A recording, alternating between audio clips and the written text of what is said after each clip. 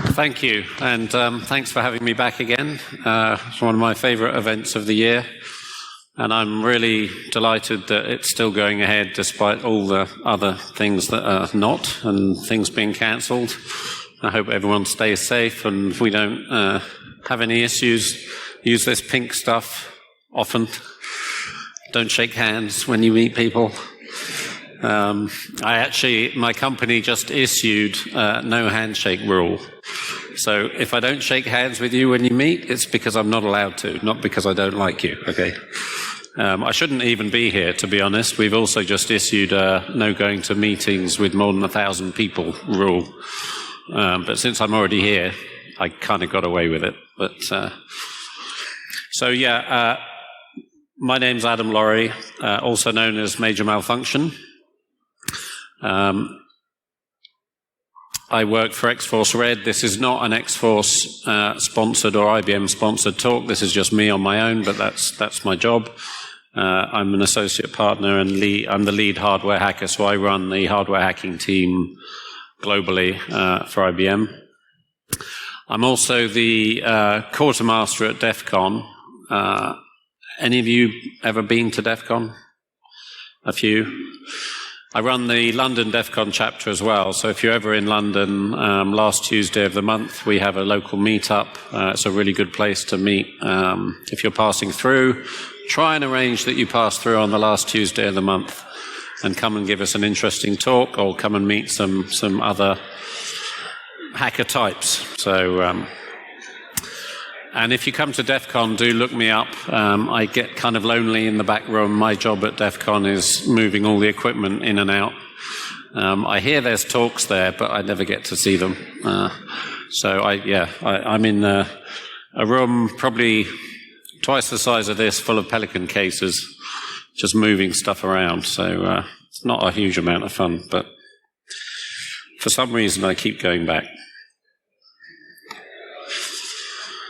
So we'll start with an introduction. So I just want to say right up front, this is not an in-depth, super amazing talk about some new glitching technique I've discovered. This talk was never designed to be a main room talk. Again, because of what's been going on and cancellations and so on, I was asked if I had anything I could present, and I'm happy to do so, but I didn't submit this as a talk because I've got some new amazing discovery. But I think it will be interesting for people who are interested in getting into glitching. Certainly in the hardware hacking panel that we just did an hour or so ago, a lot of the questions that had come in were about side channel and about how to get started and so on. And so glitching is one of those newish techniques. I mean, it's becoming very, very trendy at the moment to do glitching because it's such a good technique and it is so successful. But there's still a lot of mystery around it. So think of this as a kind of introduction, and I can show you some examples of the kind of things you can do and the things that can go wrong. Again, I would like to have given it, more content, but I had some challenges this week, so as I think a lot of you know. So I apologize in advance if it's not as in-depth as you were hoping. But and do come and talk to me afterwards. So I'm going to be here for the rest of the con. We can hang out, buy me a beer. I always like to spill secrets after I've been bought beer. So the more beer, the bigger the secrets. So first of all, what is glitching? So basically, glitching is very precisely controlled fault injection. So what you're going to do is take a chip that is otherwise running its normal code, and you're going to try and introduce a fault at a very specific time in order to cause a specific outcome. So, or usually to stop the normal outcome from happening. So generally it's for things like bypassing access control or bypassing some kind of check or balance that's in the code. So for example, if you wanted to read out the firmware of a chip, the chip is probably locked down, at some point it's going to, internally, it's going to say, are you allowed to do that read, yes or no? And you want the no to become a yes, or you want to just skip over that question somehow. And the way you do it is either by glitching the clock. Generally, there are other things you can do, but generally it's you glitch the clock or you glitch the power. So you have some device that allows you to control, so on this screen, we're glitching power. So this yellow line represents my voltage, which on here is currently set to 3.8. And at regular intervals, I'm just dropping the voltage. So the chip is going to have like a little hiccup when it hits that. And if you get the timing right, that hiccup will cause the effect you're looking for. You'll get to skip over the instruction that you're trying to bypass.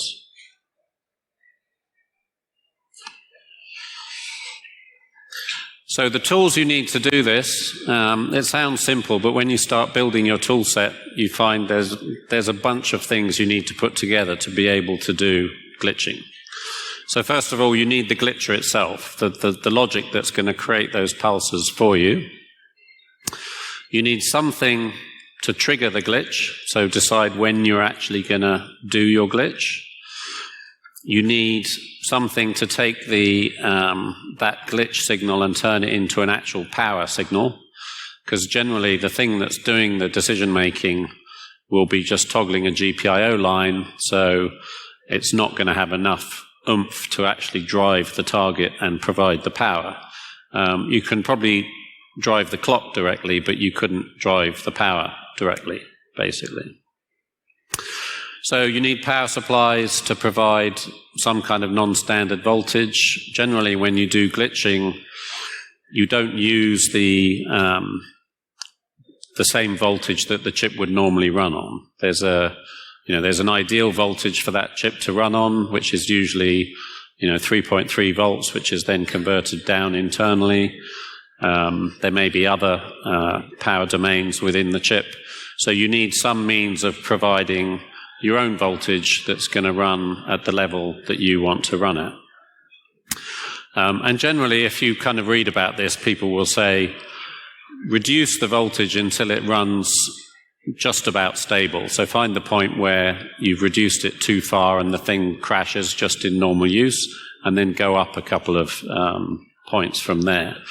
So in this particular target that we're going to talk about, I think I ended up running at 1.7 volts, which the documentation says 1.8 is the minimum.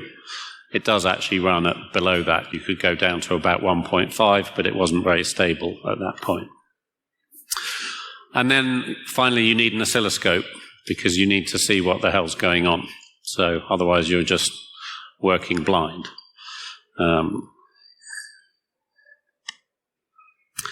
So common tools, the glitcher itself, commercially, probably the best known tools is Chip Whisperer, Colin O'Flynn's device. Riscure sell commercial glitchers, high-end pro stuff. Chip Whisperer are starting to produce more pro equipment, and I suspect they'll go down the same path as Riscure and start producing pretty high-end stuff. But at the moment, they've got everything from like really cheap hobby USB devices up to the more professional, the Chip Whisperer Pro, for example. Or you can build your own. I mean, that's a very common thing these days. People are building them using an FPGA, and in fact, internally, IBM X-Force Red have built their own. It's called Raiden. It is going to be open sourced. Unfortunately, that's been delayed. It was going to be released at Black Hat Singapore, but that's cancelled, so that's not going to happen.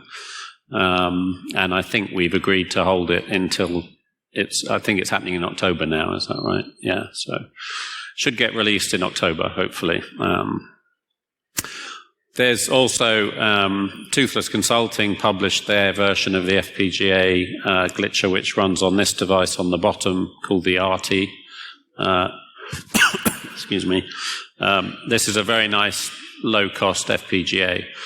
And to be honest, a lot of targets you don't even need to go FPGA level. You can just use an off-the-shelf dev board and use standard GPIO ports to do a lot of the glitching that you'll get success that way. The next thing you need is a trigger. You need something that tells you when you want to do the glitch.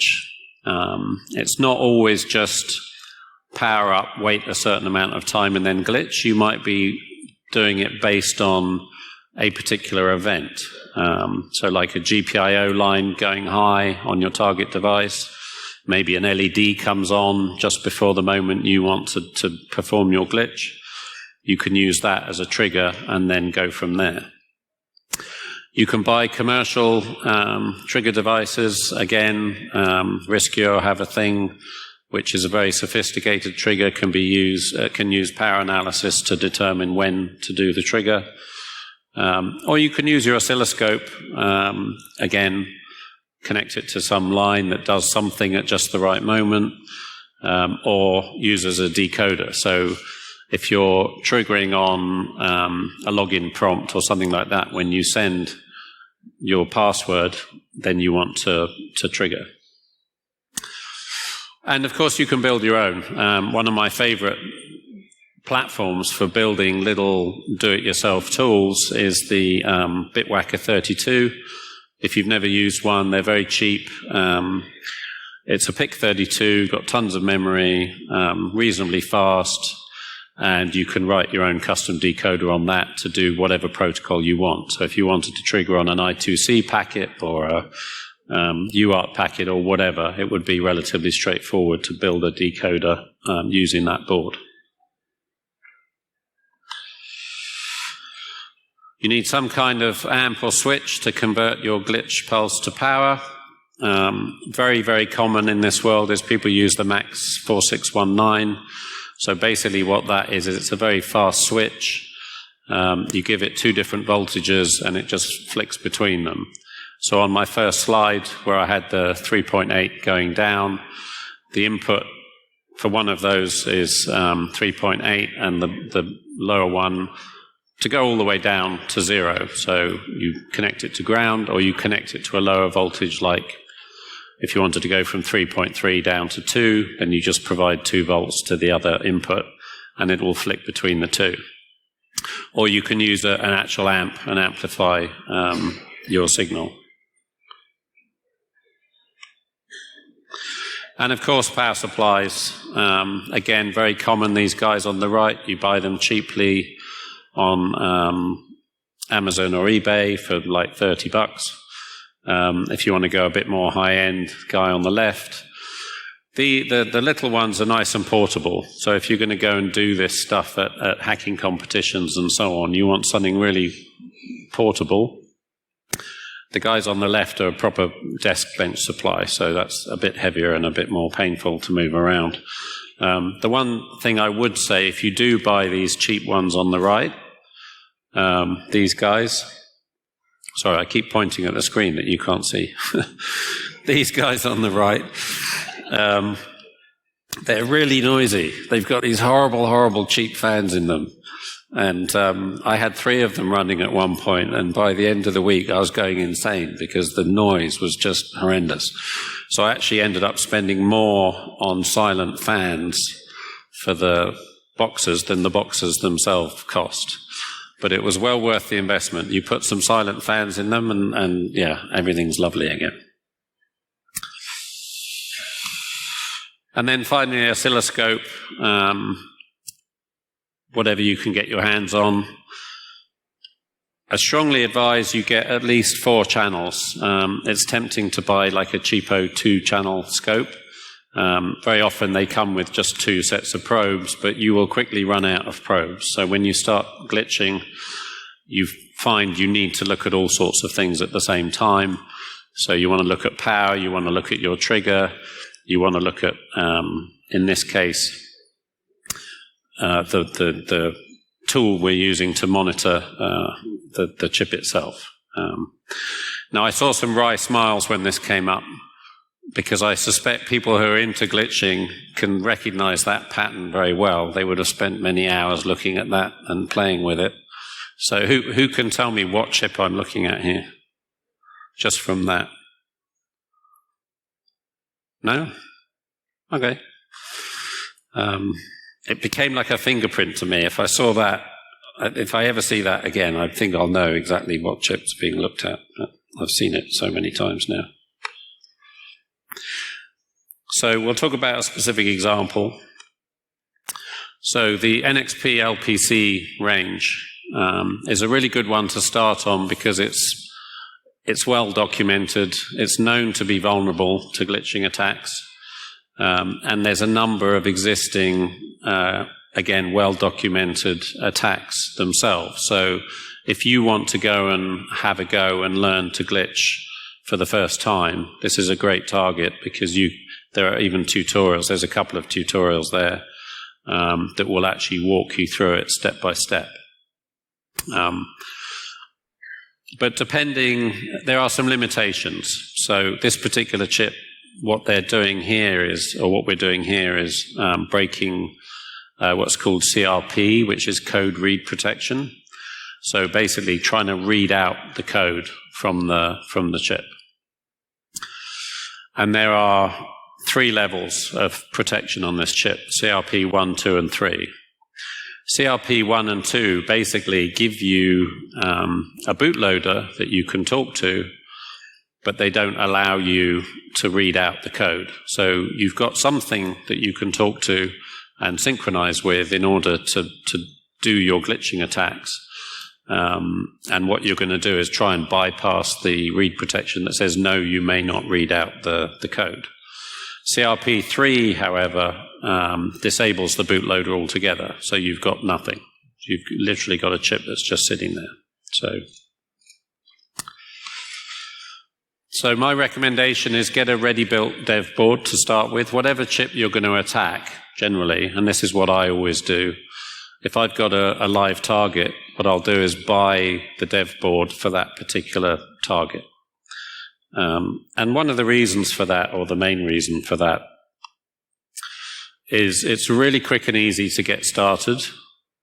You don't have to build a circuit around a chip. You don't have to attack the physical hardware that you've got in front of you. If it's an IoT device or something and you've taken it apart and you're looking at the circuit board, you don't have to add anything to it. You don't have to start figuring out which pins go where and how to put probes in.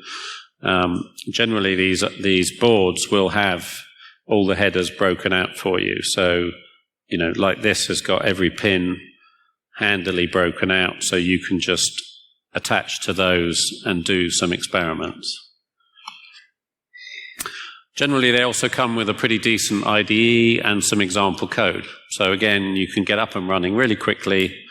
They may even have the JTAG debugger built in, but they'll have the interfaces so that you can program. And again, this guy, this is actually 2 boards joined together here. And the board on the left is a debugger, and the board on the right is the actual LPC target. So you can chop that end off, or you can just ignore it altogether. And the example, the other advantage of buying an off-the-shelf dev board is the example projects that come with it will be matched to that hardware. So if it's got LEDs showing you what's going on, they will be on the right GPIO pins and so on, so that the code actually does what's expected. Whereas if you just download the tool set and start writing code, you'd have to figure that all out for the target board that you're looking at. So once you've got a dev board, you can do some reconnaissance and testing. So in this case, what we've done is built a little loop that does something. So the contents of memory address 2FC is where the CRP value is set. So the level of copy protection on the chip is stored in flash at this address. And what I've done is copied the contents of this into a variable called CRP, And now I can set a GPIO pin high, do something, and set the GPIO pin low again. And the purpose of that is I can use that as the trigger. So my external glitching setup is going to look at that pin. So this is purely for reconnaissance and testing. So we're going to look at that pin, see, okay, it went high, we're about to do the thing we're trying to glitch. Went low, we can stop now and look at the result. And the purpose of that is to find the right voltage and the right glitch level, the width of the glitch, the depth of the glitch, and so on, that actually has the desired effect. So you can create a test case that exactly matches what you're trying to do to the live target in a nice, safe environment on this dev board. Okay.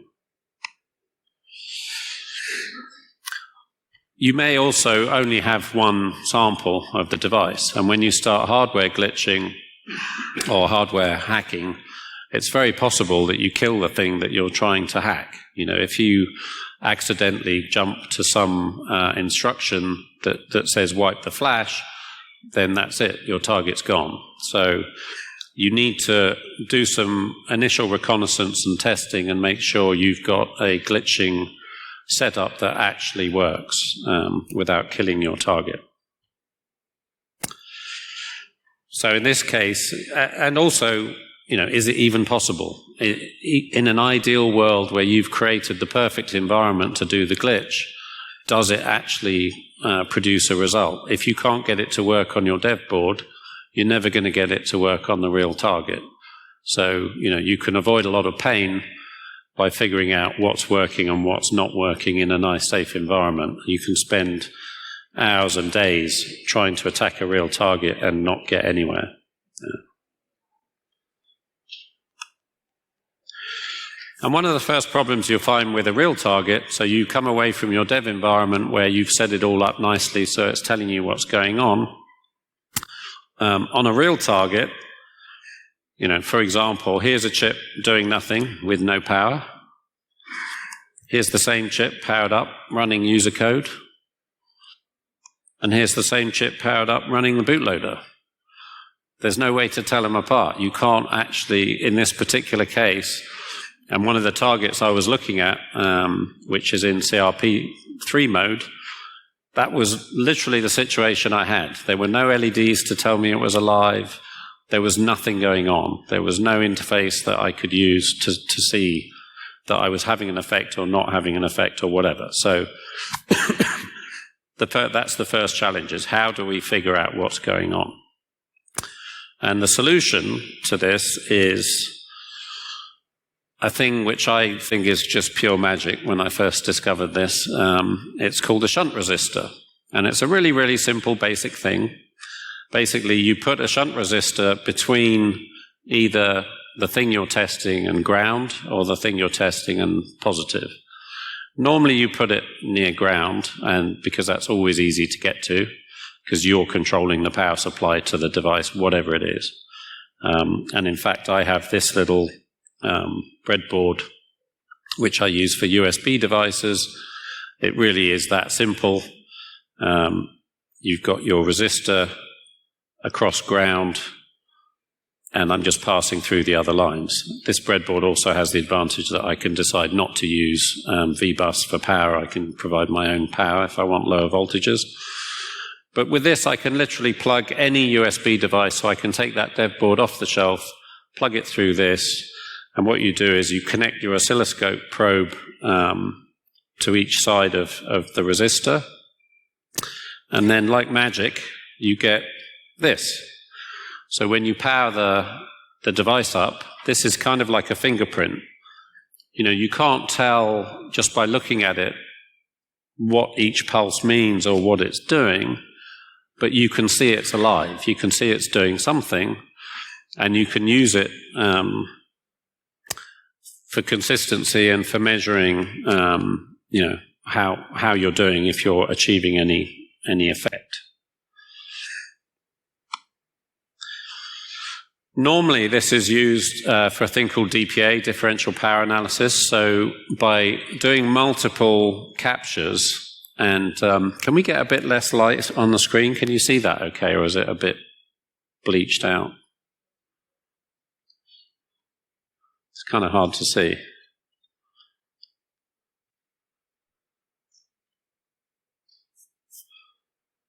Can we kill that spot?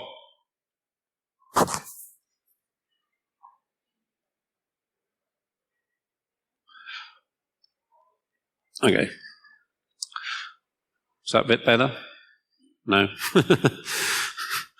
Okay, so anyway, you've got, this is basically, the T is the trigger, so this is where I reset the device, and this is the boot sequence, and then code running. And if you, with differential power analysis, what you would do is you would take multiple snapshots when you do something. So you can measure the power usage itself, so the size of the spikes, for example, and that will tell you in crypto attacks, that tells you how many ones were being processed on a bus, for example. And that can be used to actually read out the bits that were being used in the key generation. You can also compare timing, so you can watch where a particular event happens. So, for example, if you were trying to crack a password and the routine that checks the password craps out as soon as it hits the first letter that doesn't match, you would see an event move. So you send it an incorrect password out by one letter, and as soon as you get the correct letter, it'll go a little bit further, a little bit further, a little bit further, and so on until you've cracked the full password. So that's normally what this kind of power analysis is used for. What we're going to use it for is to decide when to glitch. So again, one of the common techniques that I've seen, and I'm not sure if, because of the light, you can actually see, but this is multiple. What I've done is set the scope to persistence, infinite persistence mode. So behind here, there's kind of a dimmer pink version of that trace. I can see it beautifully, but I don't think you can. So basically, there's two signals, and at one point, they diverge. So what we've done is we've started the chip up in bootloader mode, and then we've started it up in user mode. And where the signals diverge is where that line called AX is sitting. And the common technique I've seen discussed is do that and then glitch around there somewhere, because that's where the decision's being made. Do I go into user land or do I go into bootloader? And you probably have to come back a bit from there, but that's what's mostly advised. So what I wanted to do was add some more precision to that and decide, actually, no, I want to glitch a specific instruction or a specific routine. And you can't tell from that picture, as I say, it's just a bunch of wiggles. I mean, each of those wiggles is something doing something, but you don't know what.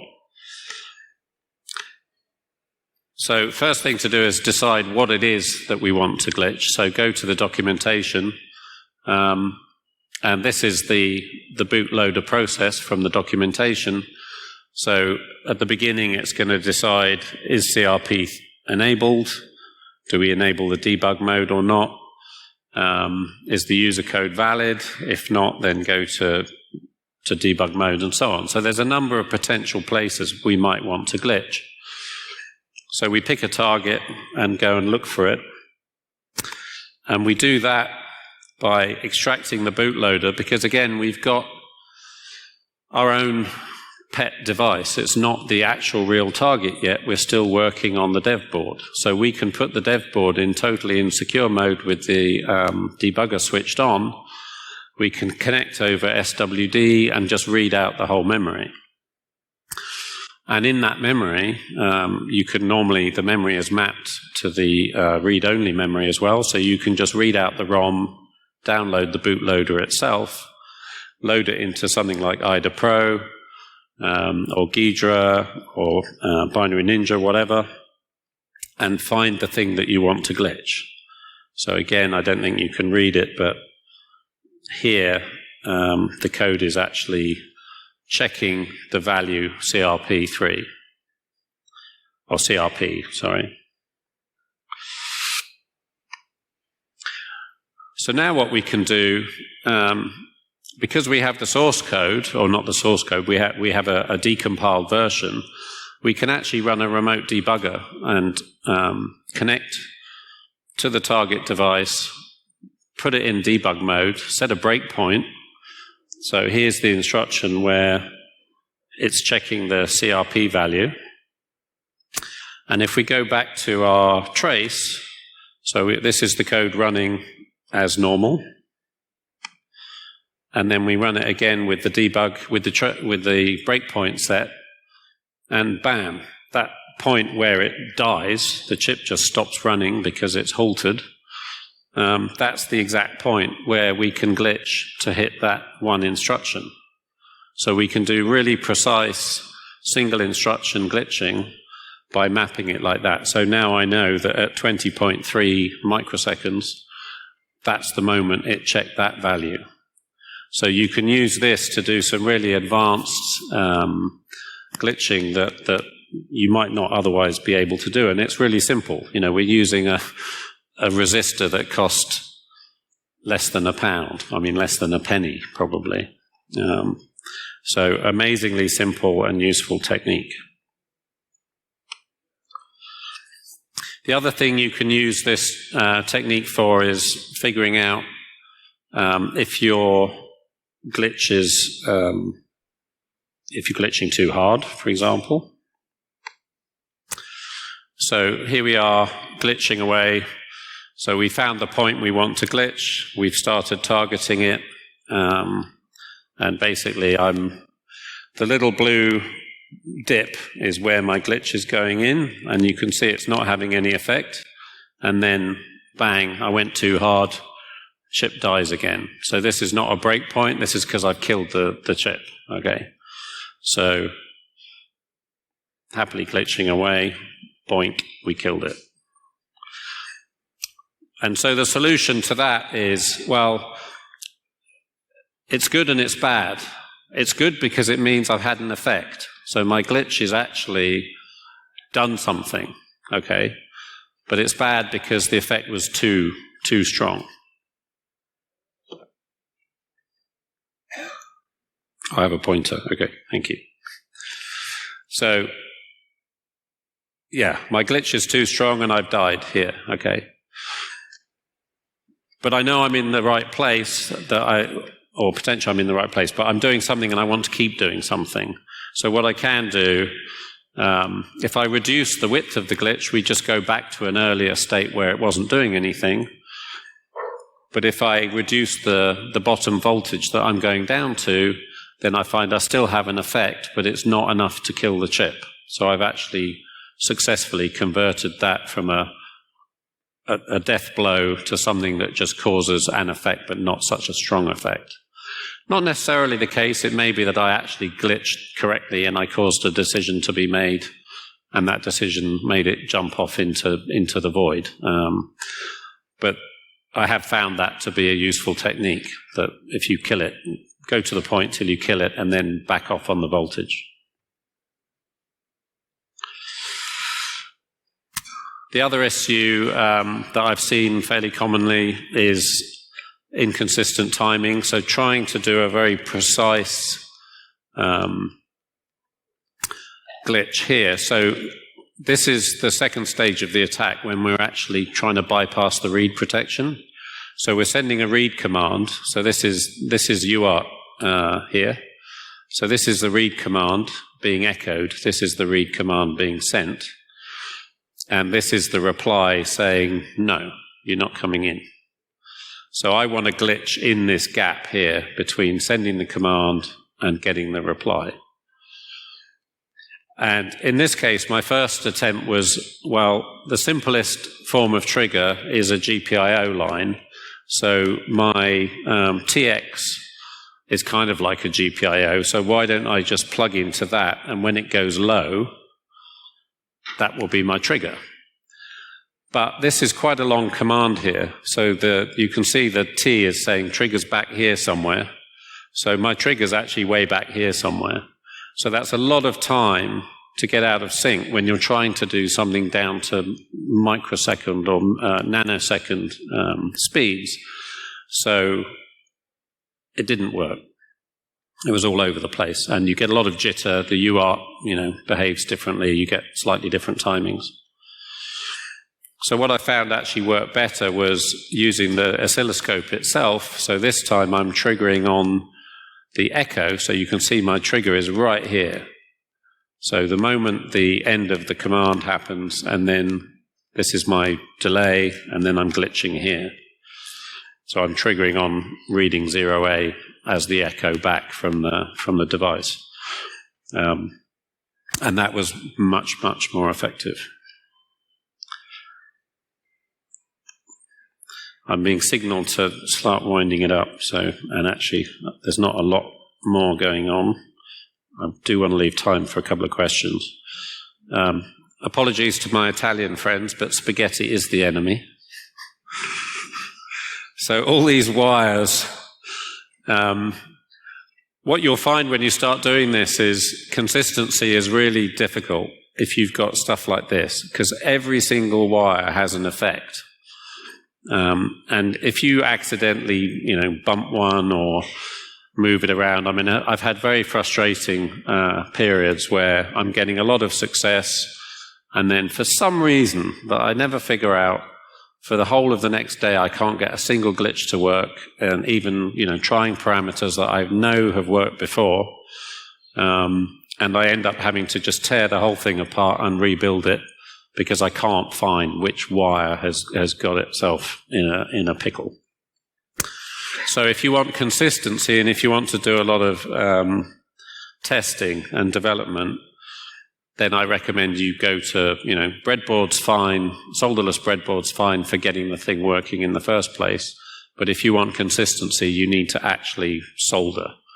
So this guy is 3 of those circuits all in one. So I've got my max chip, which is providing the power. I've got the target chip. I've got a converter here, so I can actually use the USB to convert to 3.3, or I can still provide my high and low. And I can also use this board as a general purpose glitcher for other targets. So, and once I built that, it was way more consistent. I never had a problem again, because yes, I have a couple of wires, but these are like the trigger. So it's very easy to see what's going on.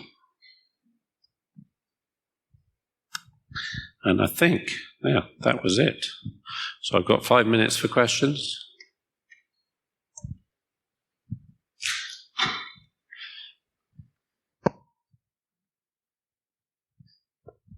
Oh, sorry. Hey. So I was wondering, you showed that you use the debug mode to get the timing for the trigger right. I'm sorry, use the... you showed that you use debug mode to get the timing for a trigger correctly. Yeah. How do you convert it then to a live device where you're not running in debug mode? Surely that imposes some timing differences. Okay, so the question is, when I was running in debug mode, I was on my development board. How do I convert that to the real device that I'm attacking? Because that isn't in debug mode, because that's what we're trying to do. The answer is you don't, but it's the same chip running the same bootloader, because this is flash ROM, so I'm not attacking the userland code because I haven't got the userland code yet. I'm attacking the flash boot ROM, which will be the same because it's the same chip. So, okay, thanks. So timing should be pretty much the same. And with glitching, there's always a window anyway. You're going to have to... It's never going to be exactly, you're not just going to say, oh, that's the point, bang, hit it. You will probably have to hit it a few hundred or a few thousand times. Although I did get to the point where I could get it within 10 goes because it was so precise. So you had a question? Are you looking in any way in the actual effect, what's going on inside this chip when you start injecting these glitches, or do you focus more on the behavioral change that the glitch causes? For example, bypassing a check or opening the read protection? So far, so basically there's a couple of us working on this stuff. The other guy is working on looking at the sort of physical and electronic or electrical effects that are being caused. I'm more interested in actual practical outcomes of the glitch. So generally what we're doing this for is to recover firmware for analysis. So we just want to achieve an effect like bypass read protection. And generally that's what we're doing. So I don't really care why it worked. I just care that it did. Any other question?